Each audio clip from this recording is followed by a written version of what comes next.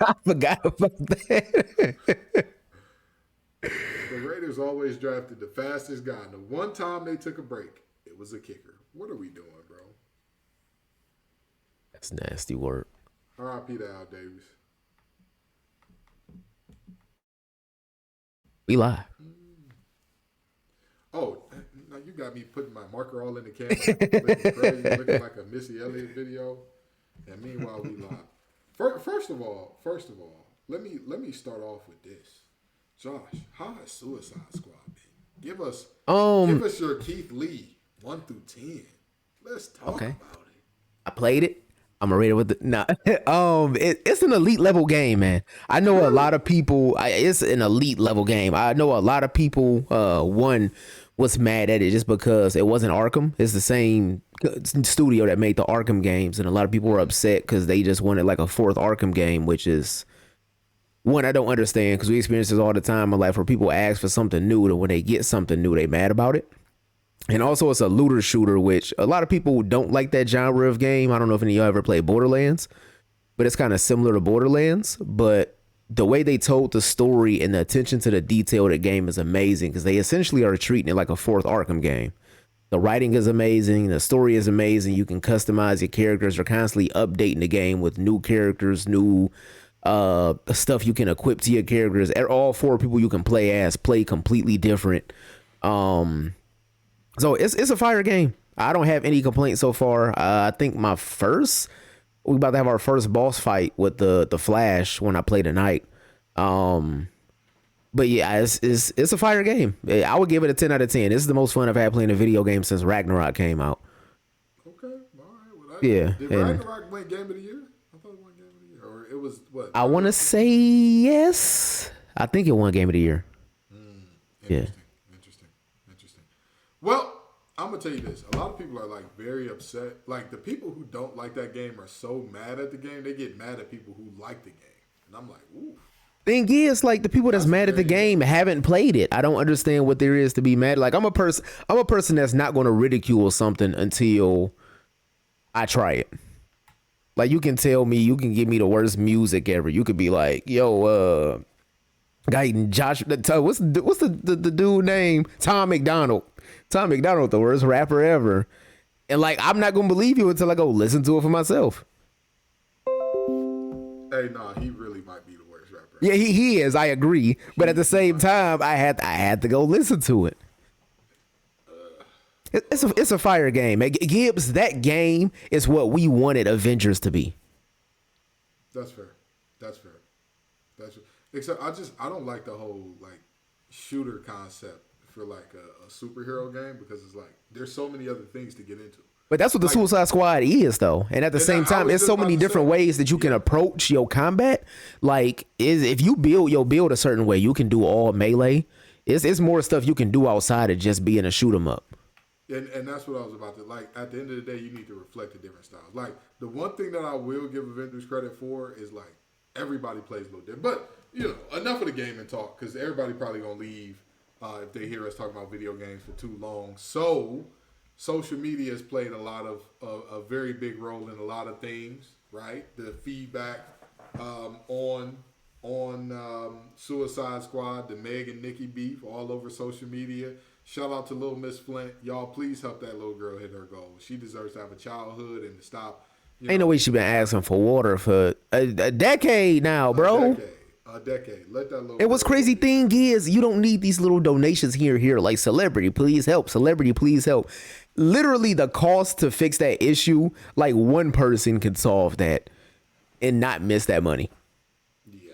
Yeah. Well, again, I hope that both Meg and Nikki have a one-upsman battle there instead of, talking about who can't go near playgrounds and who got big feet and whatnot. I would hope. But here we are nonetheless. So, fellas, please tell me one thing about social media, good or bad, that has changed the world and we are never going back. Talk to me, fellas. Um, the one thing that social media has changed is accessibility, which you can take that as a good or a bad thing. Um, it's bad in the aspect that like if you are a person that uses social media in order to whether you enjoy using it, whether that's your job, whether you have things to display or promote, people are always going to be in your business. Right. Like it's been almost a year now. It's been almost a year now since I've like really used social media. Like I'm a content creator. We got the podcast. I have my stream. So I use it to like post, or I might send a meme or two to the homies that like get sent to me. But in terms of like me scrolling social media and like communicating with people a lot on there, it's been a while. I just post my stuff and go. But when I was like constantly posting, or when I was constantly like being involved in social media, it gives people the right to feel like they're in your business or they know your life. It's been a situation where I would post like, one story or something. I'm out with the homies, now I post a story where we just got a couple brews or something. And somebody that you ain't talked to in 3-4 years be like, oh, I see you out here drinking. I see you outside. Like you have no idea. I don't know if that's them trying to use that as a talking point to like start a conversation, but people genuinely feel like they know you, or they feel like they're a part of your life based on what they see on your social media. They finna get you to join Wake Up Now. That's what they was doing. People genuinely feel like they have a piece of your life just because they see what you might post on occasion. Okay, I feel it. Chris, talk to me. One thing, one way that the world has changed forever about social media. So mine's just kind of like one way that like kind of like, how you have like a tree, it goes branches into like 3 different categories, right? So the overall general thing is privacy, right? And what I mean by privacy is, right, you can't even go out to eat with people without them taking a picture of their food first. Right. Like let you go out to eat with some people, they be like, bro, don't touch your food, I gotta get this all on camera. Like, what do you mean, bro? I'm about to dig right in. You know what I mean? Touch my camera like that. That look insane. Go ahead. It's just it's no more privacy. It's no more just live in the moment. Like everything is recorded now. Like literally, like I feel Shannon Sharp on that, right? This is when I kind of like I'm gonna delete all my social media. When Shannon Sharp at the airport, dudes walking up to them, 6-7 dudes walking up to him with a camera, and he just trying to walk through the airport with his dog. He like, are you serious right now? Like, come on, bro. I'm on camera all day long. Let me be. Leave me alone for a minute, man. You know what I mean? Like, you just can't have nothing to yourself no more. Social media just kind of, like, we never going to get that back. It's always going to be somebody trying to make a viral clip, make a viral post. It's just, I just don't think we ever get that aspect back of life, bro. Just living in the moment. I don't think we get that. Mine is probably, we knew less about celebrities, and that was a good thing, Facts. We knew less about people who were like billionaires, and that was a good thing. Like these folks are very strange people. Very, very strange people. Good God, this is so embarrassing. Also, I agree with Northam that we need to bring back chronological order timelines,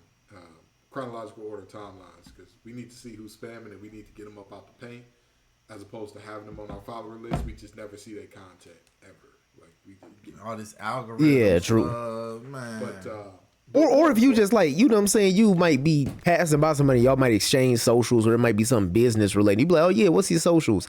Now that person, like, unless you intentionally ignore them, if you follow that person, they're gonna be at the top of everything you do for the next 6 months. Yeah. Until you like intentionally like either mute them or start, like dang, bro. I was just trying to show some love. Man. I think we really need to know, and it's not just celebrities. I think we all need to know a little less about each other in general, but especially like they can't. The fact that people keep getting on these podcasts telling us we don't bathe our kids, bro. What, bro? You got millions of dollars, bro. Like Mila Kunis and Ashton Kutcher. Why are y'all screaming at us that y'all don't wash y'all kids' asses? What is going on? Why? I swear to God, I didn't ask for that information. I didn't. Everything I know about Krishan and Blueface is against my will. I am intentionally trying to ignore, especially them two. I am intentionally trying to ignore them. I can't escape it. What I realized. That's why I deleted it all. what I realize is muting and blocking ain't enough. You got to close the app every time it comes up, and the app will register like, oh, this content makes Okay. it leave the platform. Like you literally. I didn't know that was a part of the algorithm. I didn't know Don't that. just go to another app. You literally have to like go to your home screen, hold down the like joint, and like, or like if you got an iPhone, hold the bottom of the screen to where like all of the things you have open come up, and like close it. You gotta close it because then the app is like, oh no, they close it every time they see this. Like they don't want to see this. So, you know, just and you know, just something. It's carrying on to everything too, bro. I'm on LinkedIn, bro, and I'm like, bro, LinkedIn is supposed to be just for you to network. Yeah. People shooting that shot on LinkedIn. It's crazy. And somebody DM me about OnlyFans on LinkedIn, bro. I'm like, bruh. Like, That's nasty work. I gotta delete this too, bro. Like, why are you that giving shit in me? the shop? Really, dude? I'm gonna send you that one quick, cause don't DM me like that, bro. Like what, bro? That's truly crazy. But anywho, fellas, we got a lot to get into, okay? Because the Super Bowl that America wanted did not happen. Okay. Lamar Jackson did not, in fact, save the Soul Society. He did not save us. The grit was not enough, and yet here we are once again, staring down the barrel of, hey, we either got to hear Brock Purdy discourse or see Jackson Mahomes and Taylor Swift. One of those two things is an inevitability at this point, and I hope she not at the game, bro. I pray she gonna be at the game. They bro, literally she gonna be in Japan. They ESPN literally. Well, ain't no way. Bro, ESPN socials, bro. ESPN put up a post of what her timeline looks like to where she can still make the game. Like they literally posted like her travel times. Hold on. I swear to God, bro. There's no way they made a post like that. ESPN's official Instagram had a post that was like, yo, if she leave Japan at this time, she would arrive at this time, and that would give her time to make it to the game. I swear, bro. Also, yeah, she I has ain't a get private back on it jet. for a while. She got a private jet. She can like literally go whenever. You know how like she's literally living a video game life. Like you know how we all. She can fast travel. Yeah, she can fast travel wherever she want to go. But this is even worse than Taylor Swift. Something related. ESPN's official page posted who getting ready for the game, and they posted my mans that be shopping at Target.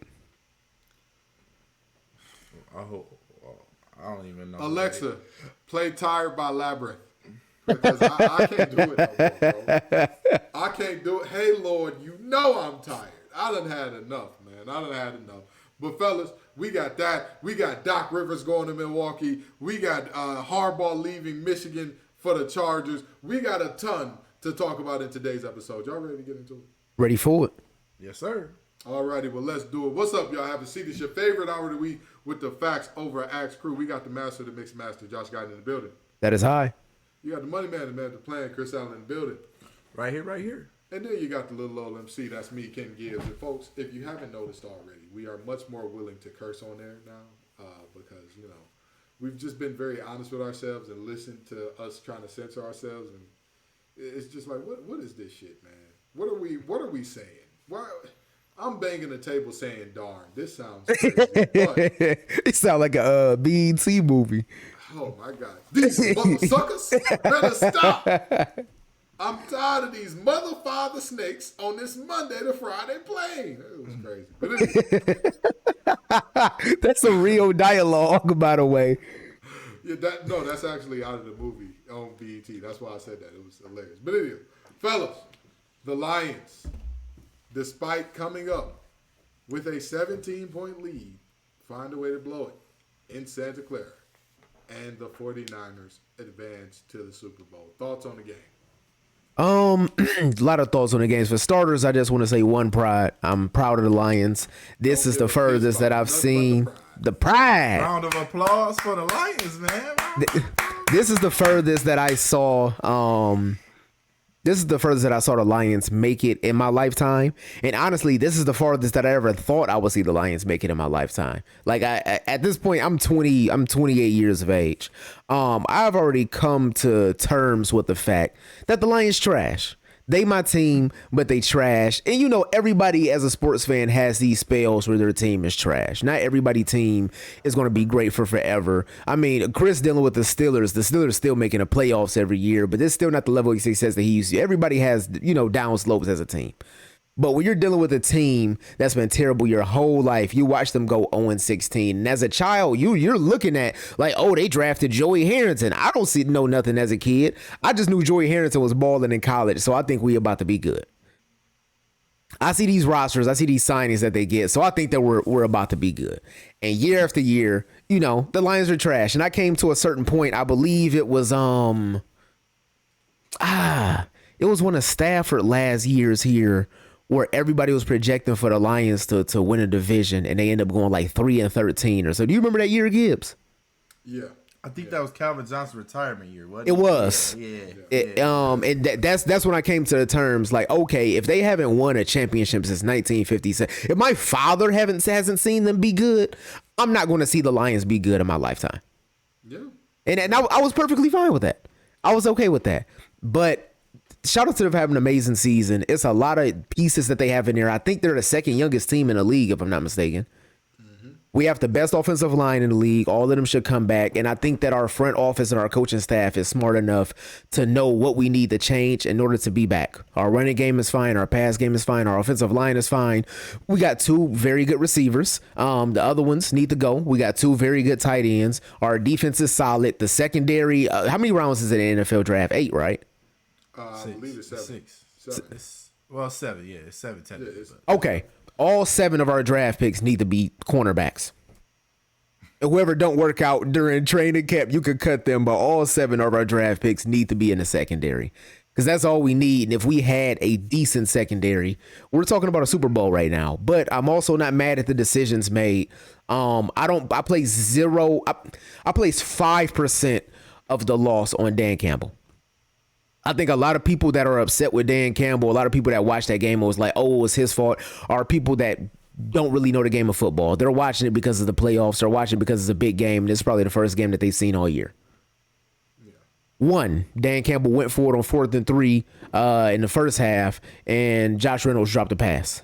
You can't blame that on coaching. It was a great play. It was drawn up perfectly. He dropped it. You can't blame a guy having a ball bounce off his face into a reception like he didn't. The ball bounced off his face. That's something I hadn't seen since I was probably in PAL League, and that's something 10-year-olds do. You can't blame multiple drop passes. You can't blame Jahmyr Gibbs' fumble on coaching. Yes, if you're up 2 touchdowns, you make it a 3-score game. You go for that field goal right before the second half. But in the second half, both of those field goals that people say, oh, he should have went for those, he should have put it away. Do y'all know what percentage of the time the Lions kicker makes a field goal that's over 40 yards this season? It was what, 54%? 33%. Yeesh, the odds are not ever in your favor. Do you know how many times the Lions have converted this season when they've gone for it on 4th and 3 or less? I believe they were like 60%. 86. 86. They're 60-something on 4th down, period. 4th and 3rd or less, they're at 86% success rate. So you can't be mad at them for playing what got them there. Right. So I don't put the place to blame on Dan Campbell. They went.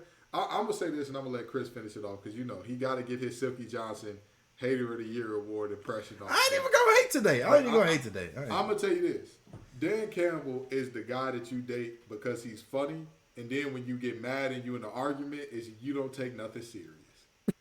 If you watch what he did all season, he was crazy aggressive. That's him. I'm only laughing because y'all know my personality. Y'all know I don't take nothing serious. I for sure heard that before. That's the thing. Here's the thing, right? If you get with a shorty because she's fine, you can't be mad when other dudes holler at her. You got to know that's what it is. Why is she always late? Because it takes a while to look like that. What are we doing here? What are we doing? You can't, you can't love it when the jokes is flowing, and then when you mad, it's not fun. Listen, at the end of the day, I'm with him going for it, and I want Kendall Vildor off of my team immediately. What's the top three off the squad right now? Vildor 1, Cam Sutton 2. Okay. And 3. See, here's the thing. As much as I want to say Josh Reynolds, I feel like that's being like a prisoner at a moment. Yeah, I feel like for some of those players, the lights were simply too bright. They haven't been there before. He the reason why y'all beat the Rams. I'm gonna be honest with y'all. He's literally the reason why y'all beat the Rams. And so, with that in mind, it's tough to even find a third person that I really want off the squad because I think this is a really good squad. But Vildor and Sutton, pack your shit and get out of the facility. I want their fouls. Actually, don't even remove their fouls. Just turn them off. Turn them off. I want to see them and show us the CCTV video of them working their foul up to the door like, damn, it don't work no more. Am I fired? And I want to hear Brad Holmes over intercom hitting them with the meanest, smoothest. Hey, man, get your trash ass out of here, man. Go. We've seen enough. We've had enough. I'm tired of this nonsense. That's what I want to see. Did y'all know that Kendall Vildor joined the team during the season? Now, I bet y'all are wondering, well, Kenton, how does a starting corner join the team during the season? Did they trade for him? Of course they didn't. Brad Holmes is too smart to give up assets for a corner like Kendall Vildor. So then you ask yourself, well, how did they get him? Was it a Joe Flacco situation where he was chilling on the couch? Technically, yes. But guess what he was doing before that? On the Eagles practice squad. If somebody get waived from someone else's practice squad and then they got to start for you, you're in bad shape. Yeah. You're in bad shape. Here's the thing. If that ball falls incomplete, like not even if he picks it, because that's and when I tell people all the time, folks never understand when I say the damage that Matt Patricia did to this team will never be truly, that Dan Quinn and Matt Patricia did will never be fully understood. There was a corner from the city of Detroit who never has lost in Ford Field by the name of Jordan Lewis that was going into free agency. And they offered that boy pennies on the dollar. Hey, man, you want to come home, come home for cheap. Come be part of something good. You ain't want shit!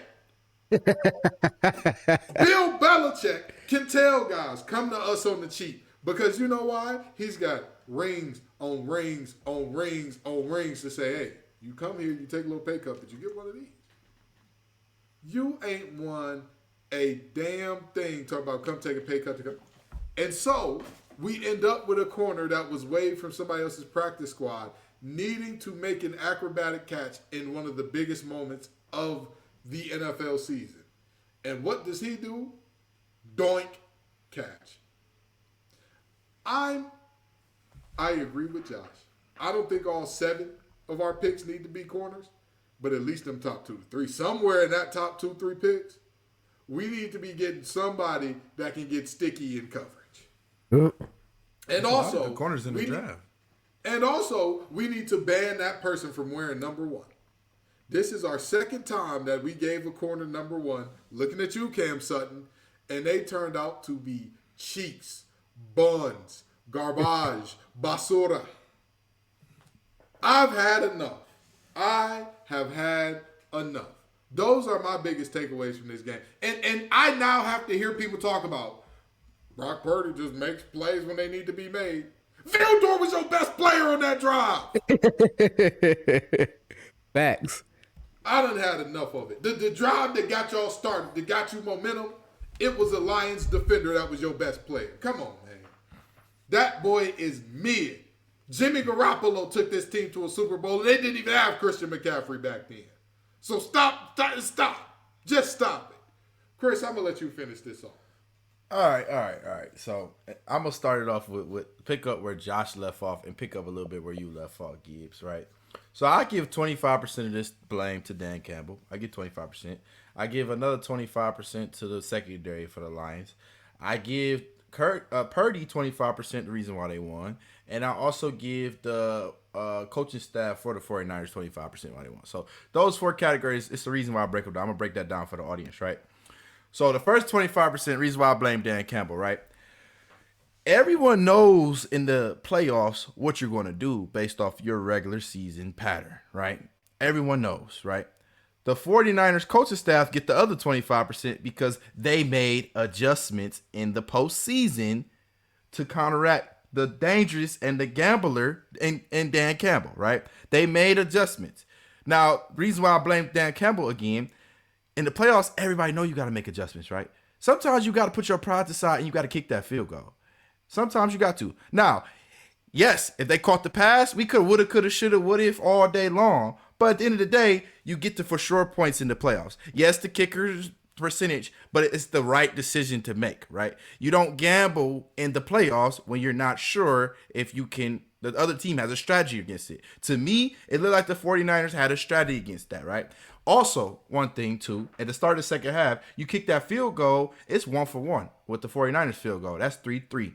The score doesn't really change, and the momentum ultimately shifts. There was a lot of Lions fans in San Francisco, right? A lot of Lions fans. Now, here's why I give Brock Purdy 25% of the reason why the 49ers win. When have you ever seen Brock Purdy rush for 53 yards? When have you ever seen it? Never. He turned into Brock Vick. When have you ever seen it? When have I ever seen what? Brock Purdy run for 53 yards. When have you ever seen it? It's just in college. He ain't done nothing in the league. Okay. I'll give y'all a crazy stat. The AFC Championship, Lamar Jackson didn't even run 53 yards. Okay, we're going to get on that. I'm going to leave it alone. But Brock Purdy wanted it. He wanted it. I don't care if he mid. He ain't look mid to me by getting out the pocket and getting his team first downs when they needed first downs. So I ain't gonna say nothing bad about Purdy. His performance was subpar, but he got his team the dub by sacrificing his body, getting out there, sliding when he needs to slide, getting out of the pocket, making plays, and also, keeping his composure when he had a 17-point deficit. That's a lot on a young quarterback on a rookie deal, not even making $1 million a year. I got to give him credit for that. I'm sorry. And then my last point was the secondary, right? Gibbs, when you said Matt Patricia and Dan Quinn we gonna pay for them seeing, I wanted to come on the mic and say that brother preaching. That N-word is preaching, man. That N-word, I can't but you mean to tell me we let Darius Slay walk for Cam Sutton? I worked in automotive. For a guy, $130 billion in revenue a year, I'm pretty sure it don't matter what type of penalty they got to pay, Ford can cut the check. I guarantee you that. That's the thing. That's the thing. It wasn't about the money, bro. Slay and Patricia did not get along. Patricia stopped the meeting because Darius Slay did a jersey swap with another guy after a preseason game. No. They said if he wasn't so busy sucking this guy's dick, he'd be able to cover better. And told him, you're not elite. Darius Slay has more Pro Bowl appearances than just more Pro Bowl. I don't believe he's made All-Pro team, but he may have made an All-Pro team.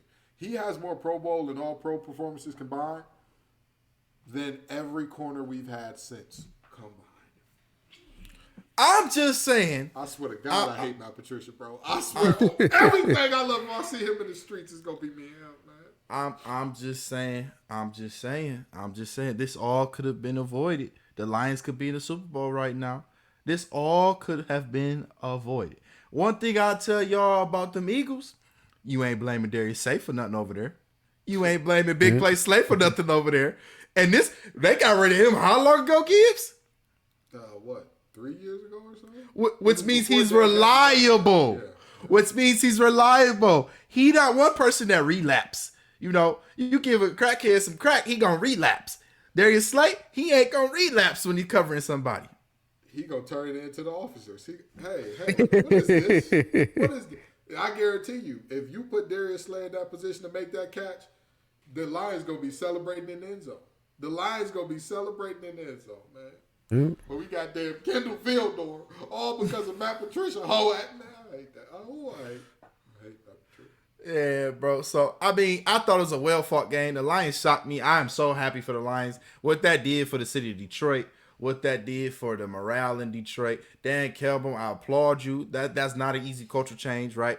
Detroit don't welcome anybody really like that. And you have to earn the respect in Detroit. And I think Dan Campbell did just that. I think he's born to lead. You know, he's somebody that I aspire to be as a leader. You know, I want to be a leader like that, make an impact everywhere I go, and I try to live my life like that. So I'm happy for the Lions. I'm not gonna hate on the Lions today, even though I've been rooting for them to lose all year because I knew this moment was gonna come when y'all get y'all hearts ripped out y'all chest, which is why I'm a Steelers fan now. But I still love the Lions. Don't get me wrong, but I'm gonna stay over there in Pittsburgh because it's a lot less painful when they rip it out. 'Cause I know I'll be there next year. I know I'll be back in the playoffs next year. Yeah, so yeah. you love the Steelers, but you out here cheating.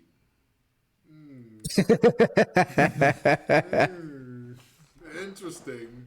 Well, we got to talk about the Steelers AFC North rival, who once again lost to old Pat Mahomes and the boys, lost to old Chris Jones, Spagnuolo, Travis Kelce and the boys, 17-10 in Baltimore. The Chiefs' kingdom reigns supreme. Fellas, thoughts coming from this game? For starters, the narrative around this game is similar to the Lions Niners, and this is a time of year that a lot of casual fans watch football. And we talked about the effects of social media at the start of the show. One of the effects of social media is everybody has a voice, and people that know nothing about sports have the biggest voice when it comes to sports. You know, it's people that watch just highlights. It's people that only come around this time of year. And usually if you're that first person to comment on that ESPN post, you're going to get top comment. And that's a narrative that's going to be on sports shows now. That's a narrative that's going to be surrounded by the games. That's a narrative that's going to surround these players. I said that to say, we talked about how, you know, I'm not really on socials as much as I used to be. But when I log into Instagram to do my posts, usually the first thing right there is ESPN. And it's so many people where the narrative is, oh, I can't believe the Ravens defensive coordinator left. He just sold us like that. He just walked out on us like that after that game. The defense was not the problem. The Ravens defense is the best in the league. It held the Chiefs, who arguably has the best offense in the league, to 17 points and 0 points in the second half. Yeah. Do you know who the Ravens' second leading receiver was on Sunday night? OBJ? Lamar Jackson. Wait, for real? And I believe it was in the first half. If you look at first half stats, the second leading receiver on the Ravens was Lamar Jackson. Ooh. And that's because a ball got tipped. To This man was open to himself. But what I don't understand is, see, it's a little tiny part of me that want to believe those people that say sports are rigged. But I can't go into that narrative. I ain't getting it. I ain't going down that rabbit hole. Look, I can't go into that narrative because the NFL had the potential to, they had the potential to make so many new fans with the Super Bowl. You got two technically underdog teams that haven't been there before. Do you know what a Ravens-Lions Super Bowl would have done for the casual football fan? Boy, it would have been so many buffs in Vegas. They would have had to call the police. It would have been so many buffs in Vegas. Boy, I would have grabbed some sticks and drove to Vegas that day in 5 hours I saw TV. Boy, please. Do you know what that would have done for the casual fan? So I can't go for that. You just looked at a team that played one way to get them there the entire year, and they went against a more experienced team. They went against a team and they folded under pressure. To quote Jared Allen, the lights were simply too bright. The Ravens have the number one rushing offense in the NFL. Do you know the least amount of times they've carried the ball up until this point from preseason week 1 to last week's playoffs? What, 20? 22. They carried the ball 8 times and decided to put the ball in Lamar Jackson's hands, which I have a lot of faith in Lamar Jackson as a quarterback. He can win games for you. But the number one narrative surrounding Lamar Jackson his entire career, if you actually watch the game of football, is he doesn't have anyone to throw the ball to. Yes, Zay Flowers stepped up, but at the same time, Zay Flowers was eating cafeteria food a year ago. Did he step up? He was the number one receiver. Yeah, he talking did, about, bro. I'm No. talking about in the game, in the actual game, in this game. Did He did what he could. How many times the ball? Zay Flowers got yards after catch. He caught the ball. Zay He Flowers had did his one thing. drop. Out of all his targets, he had one drop. A 15-yarder for taunting when you throw a guy down and spin the ball right on top of his head and fumbling. I mean, yeah, he made mistakes, Gibbs. He made mistakes, Gibbs. We're not doing that. You He made mean he's mistakes, 21 but he years did his old. job. He did his job, though. He did his job. What if you told me I give you Zay Flowers only get one drop in the game, but he might have a penalty, you wouldn't take that, Gibbs? A penalty and a fumble at the goal line? Hell no, I ain't taking that. But Gibbs, the fumble wasn't hit. The ball got stripped from him. Okay, yes, that's partially him to blame, but that's also you gotta reward the defense. That was a good play by the defense. Why What do you are expect to do? reaching for the goal line when you're not in 4th down? What are you doing? Trying to get a touchdown. Have a 240-pound bust of a back. They literally call him Gus the Bus Edwards. He's If you young. don't keep He's going that to make ball- mistakes. That's the part of the problem. Why are you only running the ball 8 times when your you best know what? receiver I will is a say this. rookie? I will say this. He made a big mistake in that game. Jahmyr Gibbs made a big mistake in the Lions game. The rookies did show. They it. young. It's almost as if young people make mistakes when they're on a stage that big. I'll give you that. So I repeat, if that is your number one option, why are you throwing the ball? Why are you only running the ball 8 times when your number one option is a child? He's still on his parents' insurance. No. He a millionaire now, bro. You Still gotta chill, bro. You gotta chill, bro. In theory, he's could still on his be, yeah, parents' he could be. insurance. He He has the could be the potential to same. be. If he wanted to, I get That would be wicked, bro. I wish I made millions. I'm like, Pops, I'm on your insurance deal, bro. He gonna look at me like, what you doing? Don't mess up my tax burden. I'm on your insurance. Come on, bro. Stop playing. No, but for real, that's absolutely insane. Chris, go ahead, because I want to finish this thing off. Hey, listen. I want to really get into this thing. listen. I understand y'all think it's rigged and scripted, bro. But let's be real, bro. I don't. Sports. I don't, by the way. Well, I'm saying our audience, people that watch football, if you don't watch the game avidly, like if you don't watch the game day after day, study the game, and put the time in to learn the game, you will see that a lot of stuff that happens, and Gibbs is so good. People don't understand how good Gibbs is at this sport analysis and sports commentating. People don't understand how good Gibbs. The law of averages always repeats itself. It always prevails. If the Chiefs always go to the AFC Championship, what do you think is going to happen? How is that scripted? They started 1 year, they missed 1 year, but other than that, they always go. They always there. The law of averages. While he's a starter. Okay, another law of average. Odell Beckham has continually decreased in productivity year over year over year. Odell Beckham is older than all 3 of us right now, and 2 of the people on the show don't even have no hair. Thanks, Chris. You're right. But you're right. Odell Beckham is 31 years old, and y'all said, "Hey, Lamar, Lamar, big fella, we got you some help. some for you. We got some for you." And you say, Odell Beckham, after the ACL, he coming this way. Odell like, yeah, he got to do that, though. What he supposed to tell them? Y'all got me Odell at 31? No. You know how bad he'll be in the locker room if he do that? So, yeah. Okay. The second thing. Lamar hurt his leg or something? Coaching staff, offensive coordinator. What's going on? Did y'all not watch him in Louisville? Did y'all not watch him for his first MVP? Oh, y'all didn't watch him for his second MVP season. Lamar is at his best when Lamar makes his own decisions. Lamar has so much green in front of him when he was in the pocket. The Chiefs looked like they went shopping at the mall and came back as much green as he had in the front of him in the pocket. The Chiefs defense honestly didn't play that well. They didn't play that well. No. I want to let you. Oh, go ahead. Go. No, my last point is this, right? What do we got to do as black folk? The defensive coordinator got a head coaching job for the Ravens. The Ravens defensive coordinator got a head coaching job today. With the Seahawks. Yeah. What do we got to do as black folk to get noticed? It's so many black coaches that have been blackballed in the league right now. And they give it to the one guy. I'll say this. He got an argument for it, unlike some of these other coaches. I will at least. Yeah, I mean, He the Ravens does, he had the does. best defense in the league. They had the best defense in the league. But Gibbs. He ain't won nothing. He ain't won nothing. And I feel you.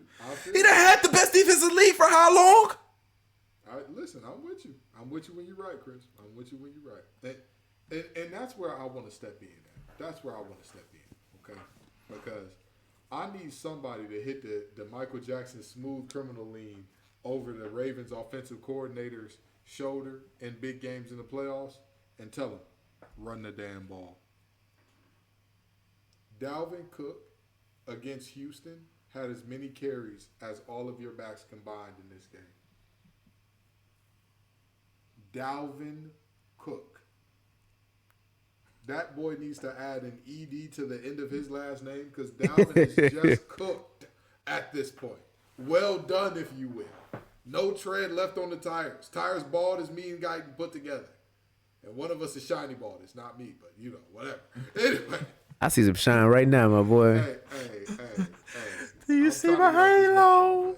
Halo. I really want to get to shiny ball phase, bro. Because shiny ball, you ain't got to shave that regularly, bro. Crazy thing is, I'm only shiny balled on the top, which is a pain. Like if I was shiny balled all around, I would be happy, bro. But I gotta constantly shave this part every other day. Bro, I swear to God, I would be so happy. Dang, man. But that's neither here nor there. That's neither here nor there. I got some advice. Go to hell, Chris. That's my advice to you. That's my advice. Go see Satan. Shake his hand. Tell me how it goes. But I look at this game, and I once again say the Ravens refuse. They outright demand. They would not even attempt to stick with who brought them to the dance. The first time against the Titans, I can understand, right? Because the Titans got a lead. They were killing the clock with Derrick Henry. I get it. You got to throw the ball to stay in the game. Okay, sure. This time, what are we doing? The lead was you lost the game by 7 points. Only 17 points were scored by the winning team. Yep. Why are you abandoning the run? If the run is what brought you to the dance, why are you leaving with somebody else? And it's not just about leaving the dance with somebody else. They came to the dance with the flyest, most money-gettingest, Al Wu with the fur around the hood, big buffs. I mean, clean as they come. In the clean Porsche. as they come. In the Porsche. And the security came behind them with a G-Wagon. And you said, I want to dance with brother with the Nissan Sentra. What are you doing? People talk about, oh, this game is just goes to show that, Lamar, you just can't be trusted. Well, let's just do the math here, okay? If Zay Flowers doesn't get that taunting, they get an extra 15 yards on that drive. It likely ends in a touchdown. I think we can all agree to that. Because it would have been on the 10-yard line or the 9-yard line, right? Because something he fumbled at the goal line.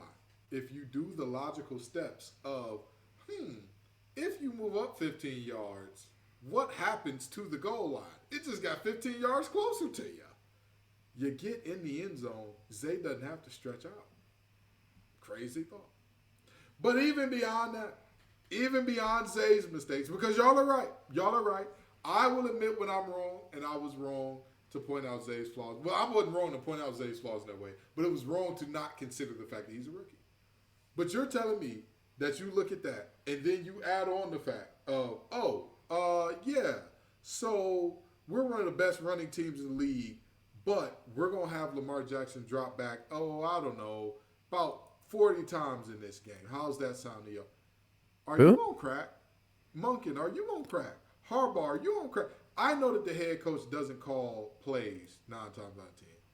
But if I'm Harbaugh, I'm calling up and I'm saying, hey, listen, I'm not finna play with you, Todd. I swear to God, if you do not run this ball, tell these folks, put your head down and put it in the middle of somebody's chest and drive that young man back and get us some yards. If you don't have that happen, that defense shut out Kansas City in the second half. Yeah. Shut them out. A Kansas City team where Kelsey was 11 for 11 at halftime. That offense is much better when they're going forward than backwards. Okay? Let's just be honest. That offensive line, it's time to have that conversation about Ronnie Stanley. He was an all-pro early in his career. The injuries have derailed him. He doesn't look like the same guy. Moses at right tackle, he's been suspect for day. Let's just be honest. Those big fellas need to be going downhill and saying whap, whap, whap, thud, thud, thud. That's what they need to be doing. Not kick step, because it's not their strong suit. It's not where they excel at. And lo and behold, you tell Lamar drop back 37 times, you hand it off 8, you get what you get. But also, I got to give love where it's due. As much as people talk about Taylor Swift, her man is the show. Travis Kelce is the show.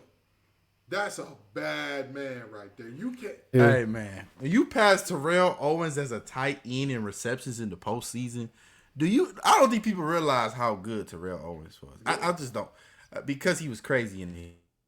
I don't think y'all realize a tight end passing a receiver in receptions and soon yards, how crazy that really is, right? Again, tight ends are used. Yeah. They're used to block more time in the postseason than they are to catch the football. Again, Travis Kelce is different. He's different. You got to give him his props.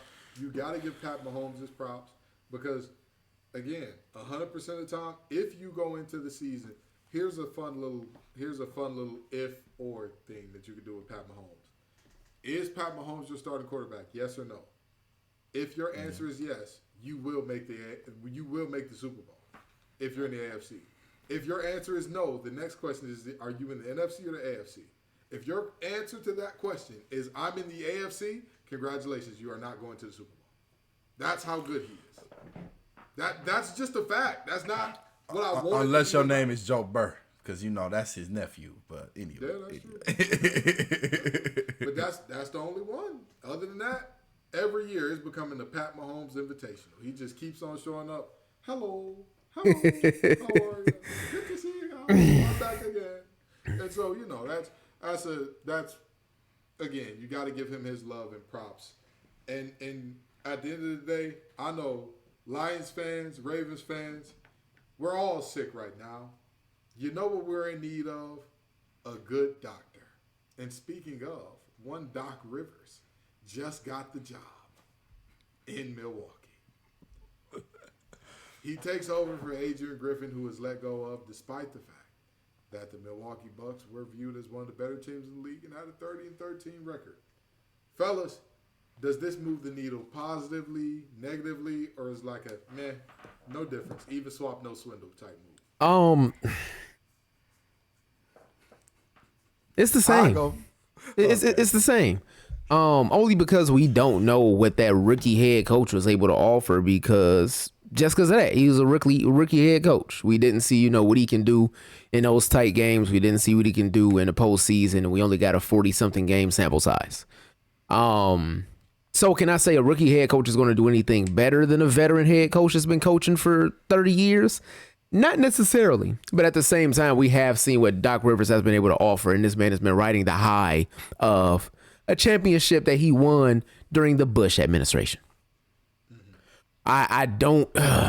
We say on this. Wait, what? That championship was during 2008, the 16 years ago, bro. Obama, Biden, and Trump. He won that during the Bush administration. That just changed. Obama, Trump, Biden. That's how you do it. Yeah. Wow. Yeah, I think 2008 is when Obama got elected, but they don't do that until we don't do March? We vote September and inauguration in January. Yeah. Wow. So I mean, I don't understand. Houses had 3% interest rates. I just don't understand because we're looking at this from a perspective of a man that won one championship in 2008, which is, more than a lot of coaches have done. But if you look at before that, he had Orlando Magic team with Tracy McGrady on it. And although, he had dealt with some injuries on that team, you're still looking at a team who, talent-wise, is a top 3 team in the East. He goes to Boston. He wins that one championship. He has 4 Hall of Famers on his team, and he's there for 6 seasons and gets one championship out of that. Where, for 3 of those years, your toughest competition was a Pistons team with no Chauncey Billups and Jason Maxfield as your starting center. After that, you go to a Clippers team who had the best offense in the league. You had Blake Griffin, you had DeAndre Jordan, you had Chris Paul, you had Lob City. Not only did you have that, you had J.J. Redick over there. You had Matt Barnes for a good amount of that time. You had Jamal Crawford for a good amount of that time. You had solid enough pieces in order to win a championship. You leave that, and you went to Philly after, right? Yeah. Which you had arguably the best player in the league, and Well, and no. He was an assistant somewhere for a second. I don't think so. Because he didn't coach Ben Simmons. He went from the Clippers straight to the 76ers. He did. Yeah. Oh, he did? Oh, okay. Yeah. So he didn't coach Ben. Oh, Ben was out them 2 years he was there, though. That's what it is. Yeah, okay. He was there. Yeah, he was there in 2020. Yeah. Man, and you see what the 76ers are arguably having their best season that we've seen them have since Allen Iverson was on the team this year without Doc Rivers. Nicky Nurse, baby. I'm trying to tell y'all. So I'm really trying to understand how this man keeps getting a job. I don't think that's going to move the needle. I think this team moves as far as Giannis and Dame wants them to move.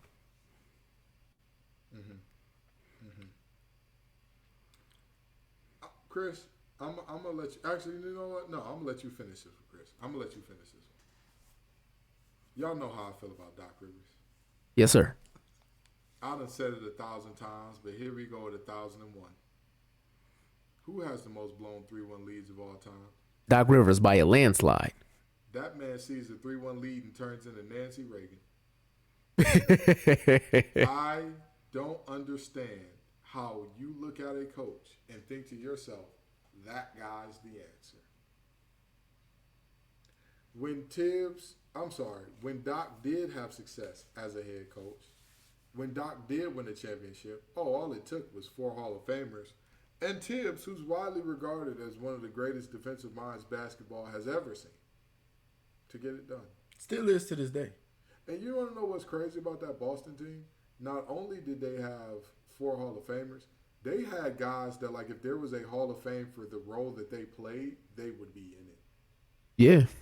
Tony Allen, as a perimeter defender, he'd be in the Hall of Fame for that. If there was like a perimeter defender Hall of Fame, he'd be in it. No offense. He'd be probably third. I can't name.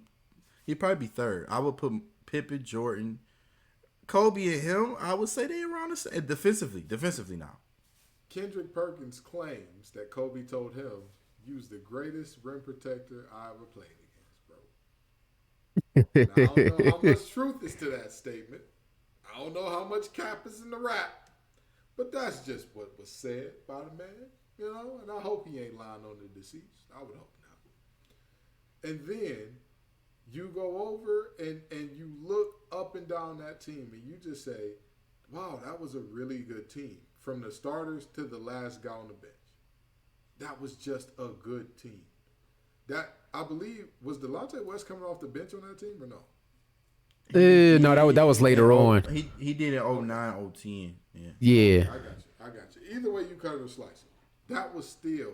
I know they had Posey over there, who was one of the better 3-and-D off the bench guys in terms of, like, you bring in the second group and you don't need them to win the ball game. You just need to not lose. That's what he did. I'm gonna let you go on, but the fact that you remembering these guys from 08 team just tells you all you need to know right there. That tells you all. Exactly, and everybody know my CTE stay acting up. Can't remember nothing. And yet, I gotta set reminders in my phone for everything for real. Like if it ain't like my mama's birthday, my sister's birthday, and stuff like that, get a little hairy. But the fact that we are all looking at that. And we're saying, oh, Doc is gonna get you over the hump. He's the guy. He's the guy. The needle just moved backwards for me. This team got worse because you brought in Doc Rivers. Because again, Doc Rivers ain't pissed a drop since that championship. What? Let me ask y'all this, and I'm gonna let you take it over after this, Chris. But I just want to ask y'all this. This is not rhetorical. I want y'all to give me a very serious answer. What would you say? It's a two-parter. What would you say is Doc's best coaching job since the 76ers, number one, or before, either one? And number two, have you ever seen a collection of talent that Doc had and thought to yourself, oh, he elevated this group. This group would not be who they are if they had a random other coach. I would love to hear your I can't necessarily say that. I only think about Blake Griffin and DeAndre Jordan, but he had them as rookies. We saw Blake, maybe Blake was a vet at the time, but we saw him have his best season outside of Doc Rivers. And DeAndre Jordan didn't really change as a player. He just had Chris Paul giving him the ball. So your productivity is going to be higher when you had Chris Paul giving you the ball. Okay. I'm gonna say this. Any team in Doc Rivers' memory that you like, hey, Doc, you say what you want, but that group of guys winning as many games as they did, it ain't nothing but God and Doc. That's it. I'm gonna say this. When he first got to the 76ers and Ben Simmons was going through that whole fiasco, that was probably his most impressive to me because Tobias Harris was a perennial all-star. He just, his name just not going to get him in the all-star game back when fans was voting. Because Tobias Harris averaging 21 a game in this NBA is at 33 years old is a little wild. Like he really has mastered, but he did play with him over there in LA Clippers too, right? Mm-hmm. So like he knew Tobias. So that first year with the 76ers, I was like, they ain't had no business. They didn't even have a starting reliable point guard day to day, and they still, had a decent season. They got out bounced in the first round, but they still had a great season. Mm-hmm. Well, with that in mind, Chris, I'm gonna let you finish it. I'm gonna let you take it over because again, the two instances that were brought up here, Josh couldn't find one, and Chris, I'll give you credit for, hey, that team was good, all things considered. But also, when they got to the playoffs, what did they do? What did they do? Pissed good and down that leg of theirs. Pissed well and down that leg of theirs. And that, I'm just saying, it's not by coincidence or by accident that you see little Trae Young advance into a conference finals on Doc Rivers. I'm just saying, not an accident. And I stand on that. So, Chris, I'm going to let you finish it. So here's the thing about Doc Rivers, right? I'll look at coaches for seasons, right? No coach is going to keep a job forever unless your name is Greg Popovich or it's starting to be Steve Kerr too. I don't think it's no reason why the Warriors would fire him, right? Coaches are for seasons, and what I mean by that is the situation's changed in the NBA so much that you could go up and down. You could be good for 5 straight years, and you could be completely horrible 5 straight years, right? So if you look at where the 76ers are today, right, you got a rising all-star, almost superstar, but not quite yet, in Tyrese Maxey. You have an aging big man who plays a back-to-the-basket game and also gets to the free throw line a lot, in Joel Embiid, who's probably be a 2-time MVP this year. And you also have Tobias Harris, who's getting up there in age. He's not quite LeBron age, but he's probably one of the top 10 players right knocking at the door, right? Then you also have, what's my guy name? Kelly Oubre, who's not necessarily super young, but he's I guess a veteran now. But, I mean, he never really played on a winning team for winning basketball. Yeah. And then you also have, like, a couple guys off the bench. Like, P.J. Tucker's not going to play, but he's going to be a glue guy. Right. No, actually, P.J. Tucker in L.A. now, actually. Sorry. Marcus Morris and Nicholas Batum are over there in Philadelphia now. So, that's what Doc Rivers is working with, right? So, if you look at that, right, what do you need to happen, right? You need to get to the NBA Finals, right? Joel Embiid just needs to taste it. He needs to taste it, right? Who do you have to get through to get there? Is the next question I ask when I'm looking for a head coach. You got to get through Miami. Whether anybody want to believe it or not, you got to get through Miami. You got to get through Milwaukee. Well, no, you got to get through If you're No, I'm Milwaukee, sorry. you got to get through If you're Milwaukee, Miami, you got to get through Boston. You got to get through Yep. potentially 76ers. I got Yep. it. I get you. Yeah. So I bring up his situation with the Sixers, right? Because he was not the guy to get them to the finals, right? He was not the guy that they got rid of him, right? It was So if never you look at gonna this, be- right? It's never going to be. When you look at the situation with the Bucks, right? When you look at the situation with the Bucks and who he has to get through, those are the 2 points I'm trying to make, right? He got Giannis, Dame, Chris Middleton, Brook Lopez. Who they for right now? Bobby Portis off the bench. I said everybody. Yeah, I said everybody. Yeah. Bobby Portis off the bench. You have everything you need to win a championship, but let me tell you what you're missing. Not one of the players, not named Giannis and Chris Middleton, not one of them players have shown you that they can do it and get it to the finals. Damian Lillard ain't sniffed the finals yet. Ain't sniffed the finals yet. Honestly, truth be told, if KD had a size 13 shoe, the Bucks wouldn't have sniffed the finals. The Bucks wouldn't have sniffed the finals. Not saying you're wrong. Not saying you're wrong. I'm with Okay? you. I'm with you. So you actually have to figure out a way to make two superstars coexist that are both ball dominant players, both players that shoot a lot of shots a game, two different game styles. And you also have to go through the Sixers, the Heat, the Celtics, and truth be told, I'm going to throw the Pacers up there too because they play hard right now. They've been playing hard. And you also got to go through, who I'm missing? Nah, that's pretty much in the East. That's it. Yeah. You mean to tell me none of them going to have you coming back in the series? You mean to tell me none of them teams are capable of having you down 2-1, 3-1? I mean, with Doc, you got to worry if he get up 3-1. Exactly my point, Gibbs. Exactly my point. Is he the guy that can drive a team home when you down in the series? Milwaukee lost to Miami last year because they got down in the series early. Again, Is Doc Rivers the person to fix that problem? I think this team got I think this team got immeasurably worse. I think had they trusted the process, David, Adrian Griffin, they had a shot. With I heard Doc, the reason was the Bucks are 22nd in defense or something like that. ooh, And my last point on this, they hired Doc Rivers as a consultant when Adrian Griffin got the job in the first place. Why y'all go tell the girl behind the girl that you talked to that you wanted to talk to her later, you just wanted to talk to her first? Why y'all do that? Y'all knew y'all was hiring Doc from jump. Why y'all play with that man's future like that? That's the only question I got. I'm gonna say this: we got to get out of here pretty soon. But before we do, let's talk about a coach who won a championship during the Biden administration. Coach Jim Harbaugh is leaving Michigan for sunny Los Angeles. He is the LA Chargers' new head coach. Fellas, do you like the move? Love the move? Hate the move? What you thinking?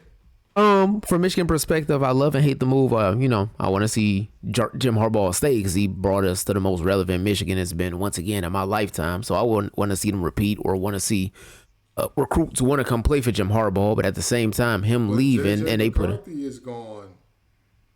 that's cool. First round QB. But Michigan replaced them with the black man. So, I'd like to see what he can do with the program. And then also from Jim Harbaugh's perspective, you won a national championship with the team that you played college with. Go ahead and try to win a championship with a team that you played in the NFL for. And the Chargers is not a bad position. You're getting a lot of money, and the Chargers on paper have a good team. I just think the problem that they had last season that they were coached terribly. Yeah, that's fair. That's fair. Chris, do you like the hire? Dislike the hire? Love it? Hate it? Talk to me.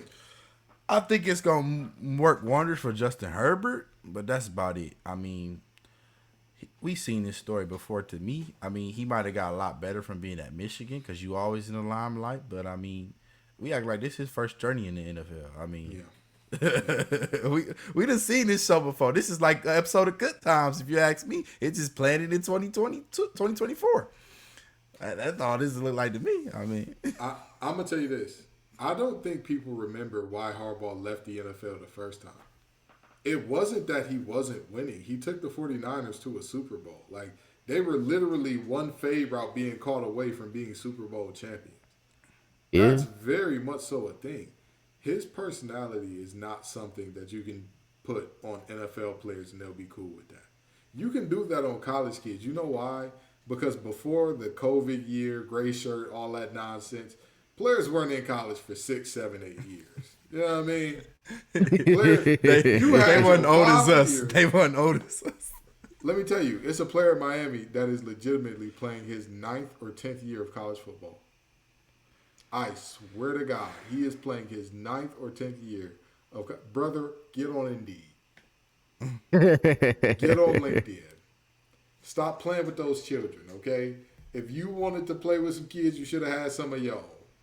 Get off that field against those young men. You got a mortgage, brother. Stop playing. But anyway,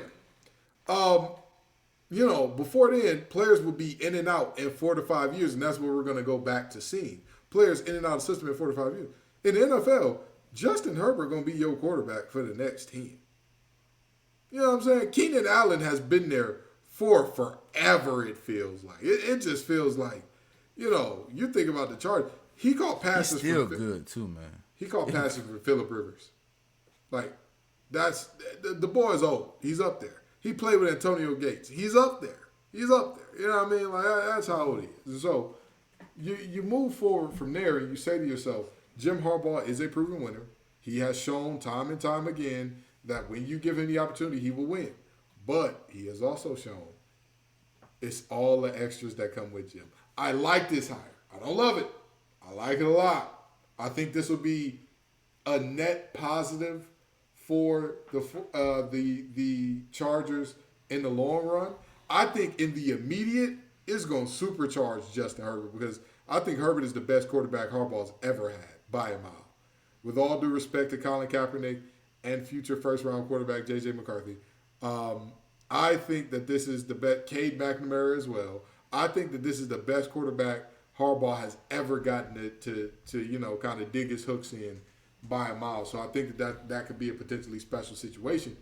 But again, I'm deeply, deeply worried about all the other stuff. At Michigan, it was the allegations of cheating and all that. In the NFL, it was, again, players just being like, yo, this is enough. Like, he's just too much.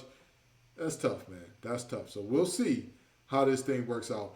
We know y'all had enough of us talking about the AFC Championship, NFC Championship, who came with the baddest thing in the room and left with a Hobbit-looking person as they partner out this thing, and that's why they're out the playoffs now, and whether or not Doc Rivers can have success outside of a Bush being president. But come on back next week, and the week after that, and the week after that. Peace and love, y'all.